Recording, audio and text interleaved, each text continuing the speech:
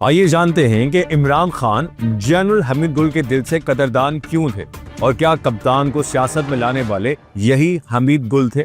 मजहबी तबके में मकबूल जनरल हमीद गुल काजी हुसैन अहमद के जाती दोस्त थे और यही काजी साहब इमरान खान और उनके वालिद इकरामुल्लाह खान नियाजी के भी करीब थे। हमीदुल कहा करते थे कि कौम बेनजीर भुट्टो और नवाज शरीफ से मायूस हो चुकी है, अब एक नया चेहरा इमरान खान सियासत में आना चाहिए। मगर उस वक्त खान की पूरी तवज्जो शौकत खानम हॉस्पिटल पे थी और सियासत में कदम रखना उन्हें उस वक्त एक अहमकाना कदम महसूस होता था।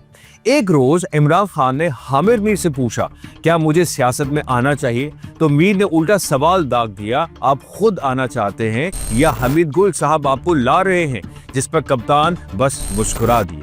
बकौल सीनियर सहाफी जिया शाहिद एक मौके पर जनरल हमीद गुल ने फोन करके रेहाम खान से शादी के मामले पर इमरान खान को मोहतात रहने का मशवरा दिया। जनरल हमीद गुल का मौकफ था कि बीबीसी से आई रेहाम खान असल में गैर मुल्की एजेंट है, मगर कप्तान ने वो मशवरा ना माना। फिर आगे जो कुछ भी हुआ वो आपके सामने है।